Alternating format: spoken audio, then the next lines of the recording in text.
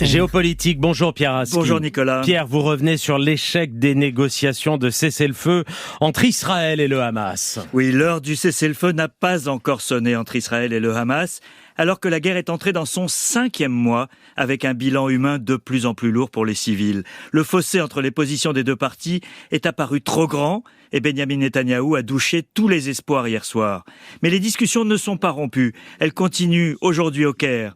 Il n'y a évidemment pas de contact direct entre Israël et le Hamas. C'est le Qatar et l'Égypte qui jouent les intermédiaires, avec les États-Unis comme parrains jusqu'ici impuissants. Les paramètres de la discussion sont connus. La durée de la trêve, la libération des otages, civils et militaires, ils n'ont pas le même prix, si je peux employer ce mot atroce. Et enfin, la libération de prisonniers palestiniens en échange. Combien pour chaque otage ? C'était 3 pour 1 en novembre et pas de prisonniers ayant du sang sur les mains. En sera-t-il de même la prochaine fois ?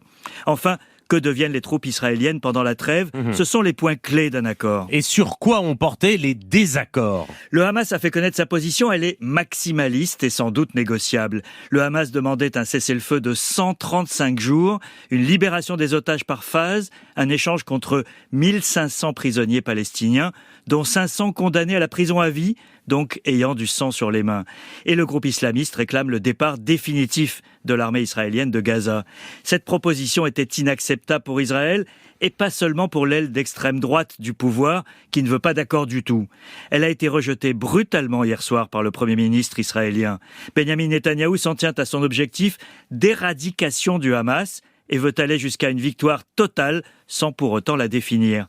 Mais dans le même temps, une bonne partie de l'opinion israélienne veut voir revenir les otages, avec l'éternel dilemme du prix à payer. Dans un communiqué, les otages libérés en novembre soulignent qu'abandonner ceux qui restent à Gaza constituerait une tâche pour les générations futures. Cette force morale pèse lourd en Israël. Et en attendant, Pierre, la guerre continue. Oui, et elle prend un tour chaque jour plus dangereux, Nicolas.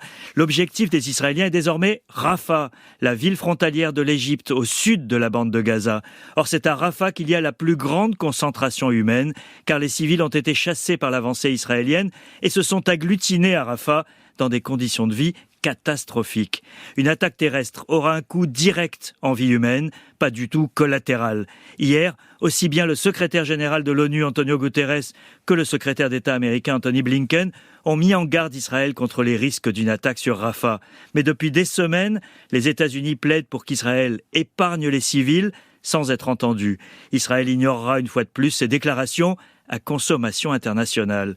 Ce contexte ne rend pas optimiste sur les chances d'un cessez-le-feu rapide, surtout en l'absence de réelle pression américaine. Mais on approche quand même de l'heure de vérité. Le moment où Israël réalisera que le coût politique de cette guerre meurtrière sera trop élevé, voire contre-productif. Pierre Aski, merci.